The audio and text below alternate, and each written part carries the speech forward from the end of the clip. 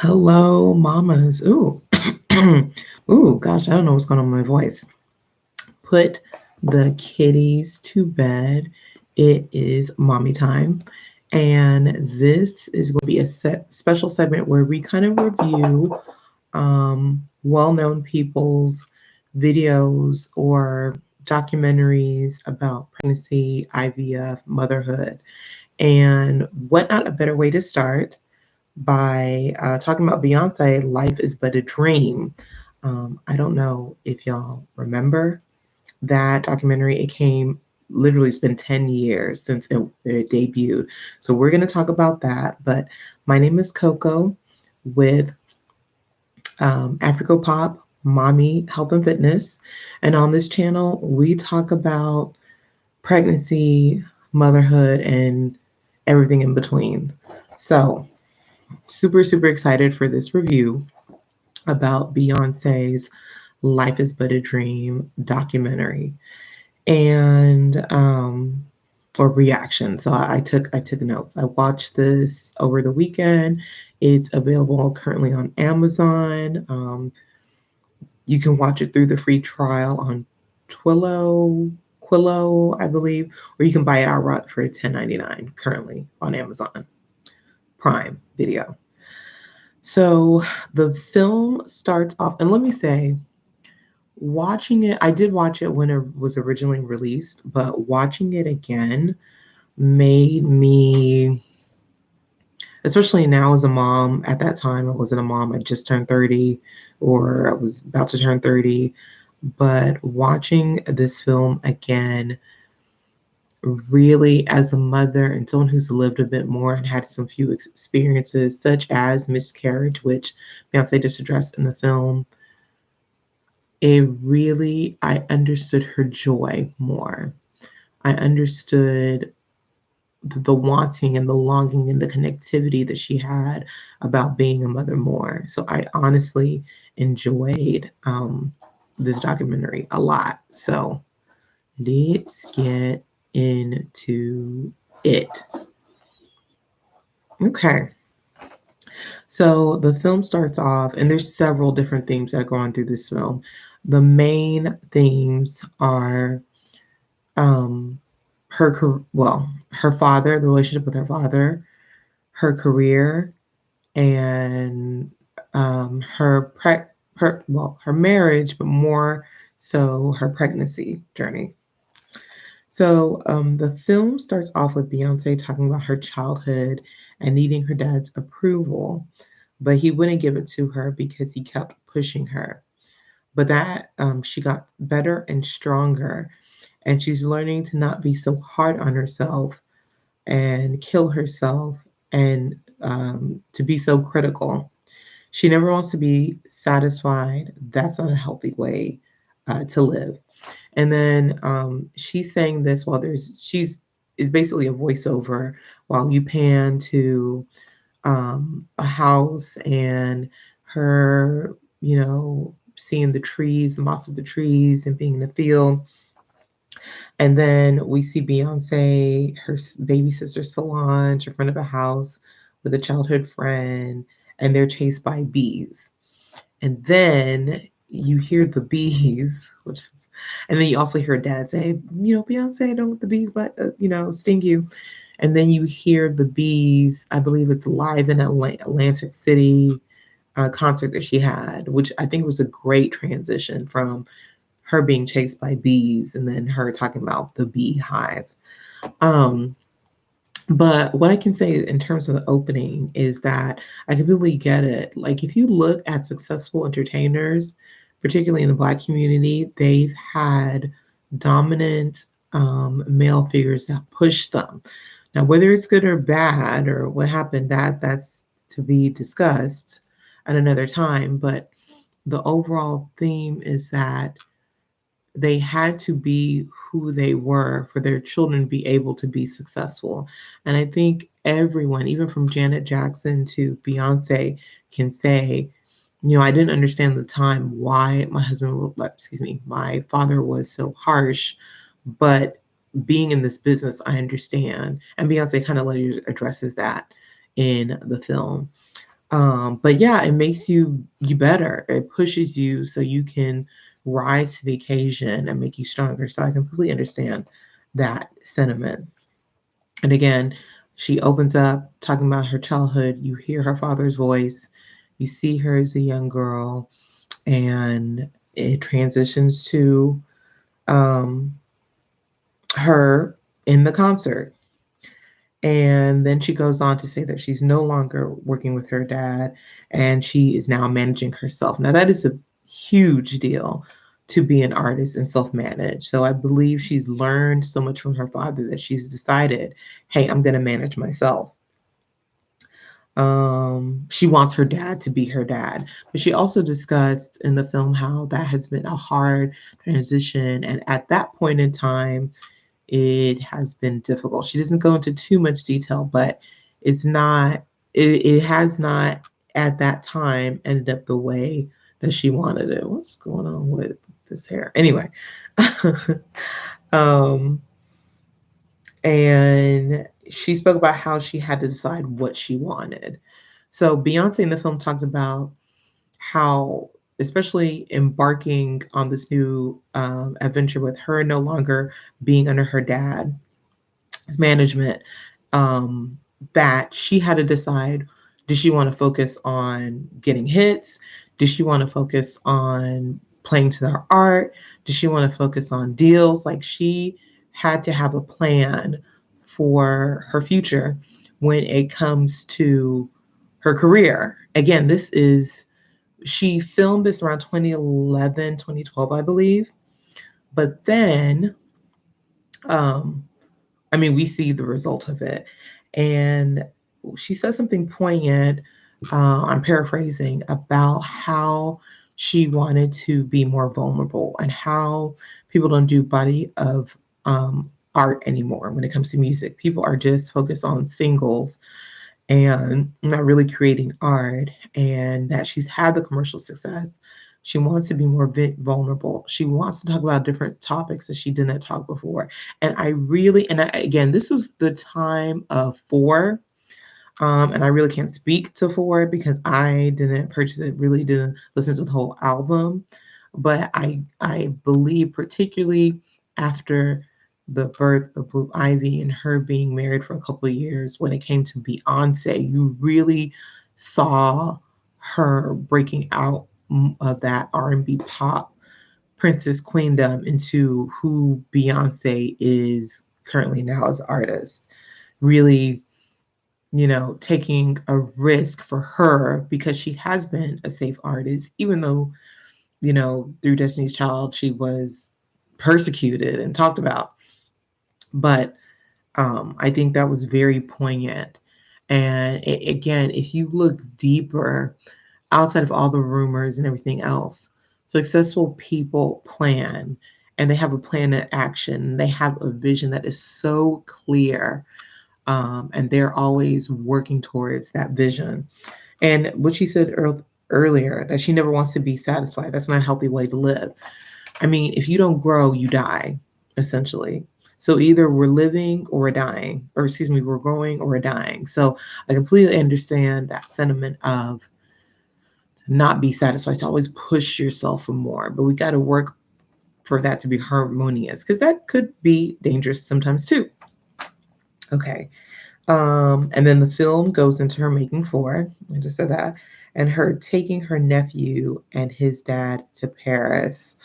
And I loved that she was so thoughtful to think, because her nephew was learning French. Fun fact,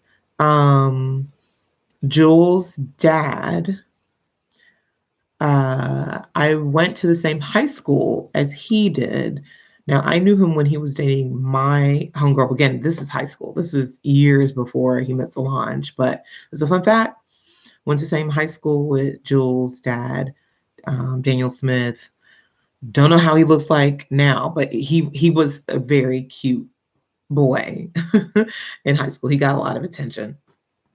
Um, and then she goes on and she talks about, and what I love, before she became pregnant or became a mom, how great of an aunt she was.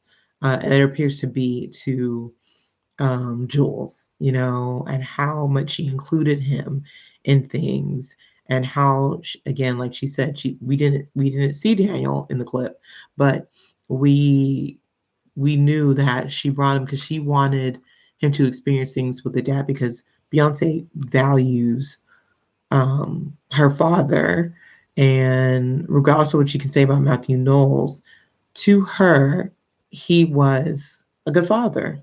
He was there for her. He really pushed her. He motivated her. So she goes on and talks about getting a positive pregnancy test.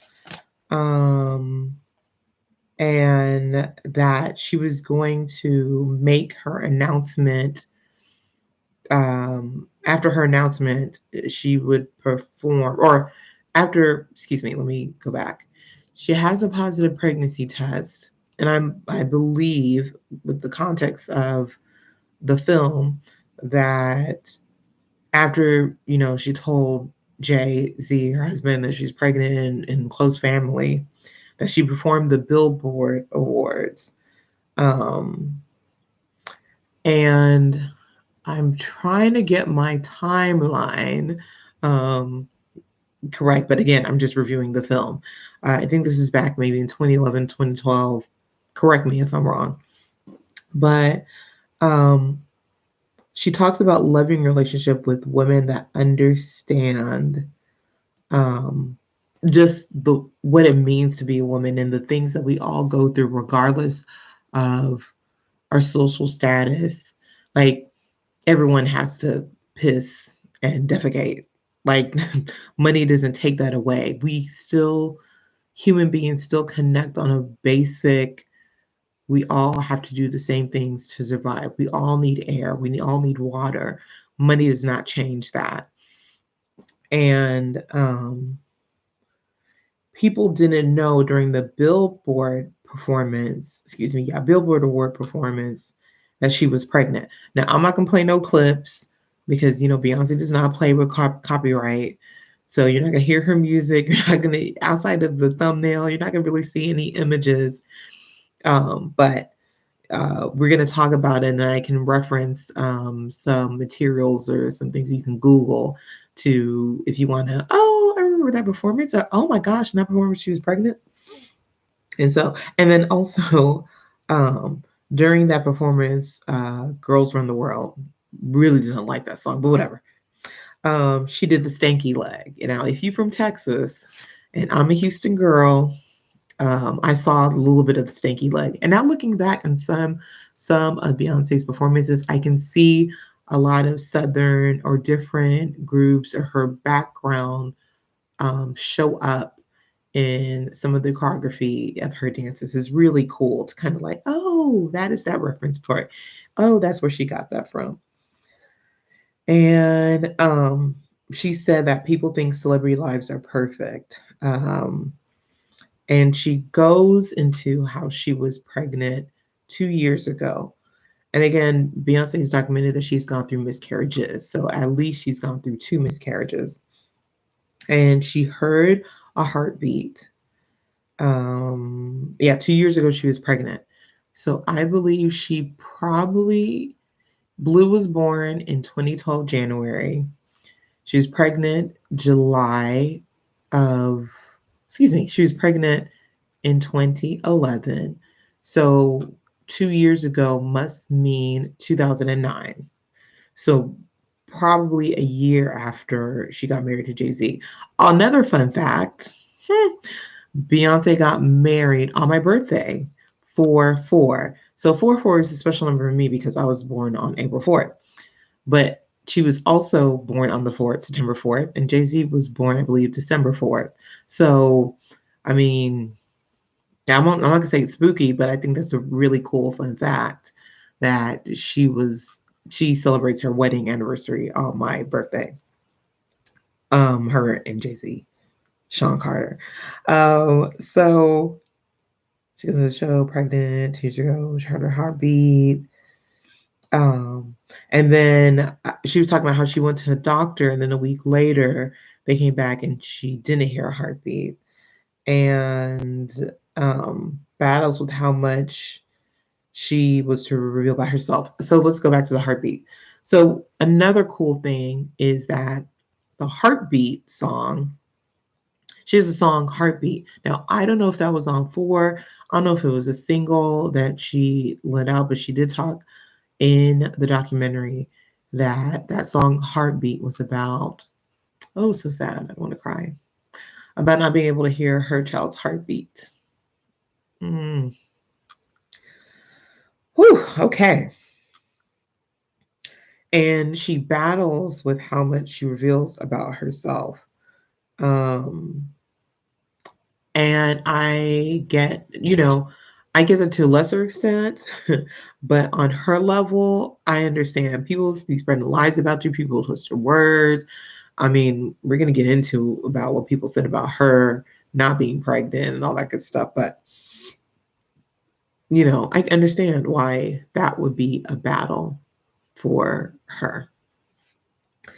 And then all the while, she's getting bigger and feeling the little baby kicks for her. And she's also touring, which is, everyone's pregnancy is different, but, she said she had to leave to throw up and she wasn't feeling completely herself. And then she was also pushing herself to do these performances. I can tell you, I've been pregnant 3 times. I've been pregnant where the pregnancies have gone all the way up into the 23rd week 3 times. First pregnancy sucked. Second pregnancy, girl, you wouldn't even know I was pregnant. Third pregnancy, I'm feeling it. So again, each pregnancy is different. But for her to say um, that not only because she was her own manager, or she was self-managing herself, people were buying her power, and how she, it was just a whole bunch of people trying to take direction for this concert, and it was just all over the place. And then she was also pregnant, and then it was just a mess. Oh, baby, you feel me? Be a mess right now too? Okay.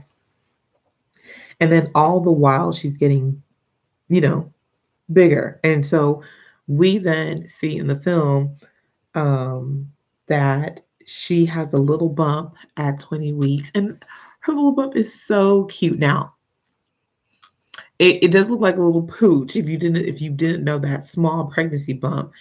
But it was so cute. It was so cute. And I just understand the joy as a mom of seeing your body change, even though it's like, oh, and then it's like, oh. Where she reveals Blue Ivy. Now, of course, she doesn't say at the time. I don't know if she knew the sex of her child before she gave birth. Um, I really don't have that research or remember anything like that. But um, yeah, she was just saying whether the baby was a she or a he, how she was gonna love the baby, and she was just so excited. And then it transitions into how she speaks about her love for Jay-Z, which I thought was such a when after she got married, and I just know this because I'm a very observant person. After she got married is when she really started exclaiming her love for Jay. And I'm not mad at it because again, I'm a bit traditional. I ain't screaming no man's name if there ain't something on the finger. You know what I mean? So and I respect that. Like she really did not mention him at all when they were dating, but when they got married, I'd love me some Jay-Z, shout out to my husband version.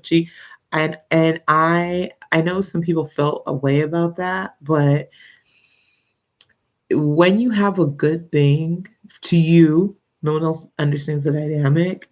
I believe I feel like she does a very good um fine line of being super private. Like y'all really know her business unless you are her family and friends. You don't really know them. but in the public, she will make a declaration of love for her husband, which I respect and I do admire about that. And then again, she had a speech. It shows for December 4th, 2006, before they got married. She, I guess, called some of his friends and had a special birthday dinner or lunch, and she made a speech about how he made her better and what he has given her. And then they kind of speak to their dynamic, how, well, she speaks to how they connect on a spiritual level, as musicians, as friends, as husband and wife. And and I just get it. I got it. Not because I have a relationship that mirrors her, but I understand how, and it should happen, your spouse makes you better. Like, I've learned a lot from my husband. I know he's learned a lot from me. And ultimately he has made me better in so many ways. And me him. So I get that, and I respect that when she said it. Okay. And then we go into the rumor of her having a surrogate, especially, I guess, and that's why I understand why Beyonce doesn't talk to y'all. I wouldn't talk to y'all either. Y'all would just be jealous of my life if I was, at that level, because in the most beautiful moment, you take that away and say that I have a fake bump. And being pregnant, I completely understand why her stomach looked crumpled when she sat down in that pink dress. I forgot which interview it was. Because when your bump is smaller, it is not a fully expanded bump. Okay? Let me let y'all know. Me, I didn't show until maybe 6 months. And before then, I looked like I ate too many cheeseburgers. And when you're standing and even when you're sitting, it can look like your stomach is crumpled down. It does not mean that she had a fake bump and all this other crazy nonsense as people were saying. I would just been like, yeah. Oh, this is how y'all doing me? Oh, y'all not gonna hear from me. Y'all not gonna hear from me again. So I get it. Um, and then, you know, compound on, again, because unless you're in her inner circle, she didn't reveal into this um film how she's went through miscarriages. And then people do not know what she went through to even have the child that she's having, which is, it's like, especially for miscarriage and even infant death. And I've experienced both. We don't talk about it. There's so many women that I know that experience miscarriages, more than infant death, but both. That when I shared my story when it happened, either on Facebook or Instagram, that people would DM me and said this happened to me too, and I haven't told anybody because it's so painful, and sometimes there's like a shame there. But I get it. I get it. And then we see um, in the film, oh, and I'm not gonna cry today, but because her and Jay-Z talked about her revealing in the MTV Music Video Awards, because at some point you can't hide it. And this might sound crazy, but you want people, for some women, especially if you've struggled to be able to get to that point, you want people to know. You want to shout it out to the rooftops. And when she showed her bump, first of all, Love on Top. That before, I'm not gonna cry. I'm not going to cry, but it hit me because I knew No tears. I knew or I felt the love she had because she finally had the baby. And everything, I believe at the time was okay, or she wouldn't do the performance. She finally had the baby that she wanted. And if you review, oh, what? This is crazy. Why am I crying? And if you saw that performance, whew, and the the fire she had, baby, it's you. She, I know she was singing to Blue Ivy. She was. She was. She it. Oh my God. It that was. Whew, she was singing with her and her baby in that time, and then she opened up her her blouse and she rubbed her stomach, and then she went backstage and she just hugged her husband.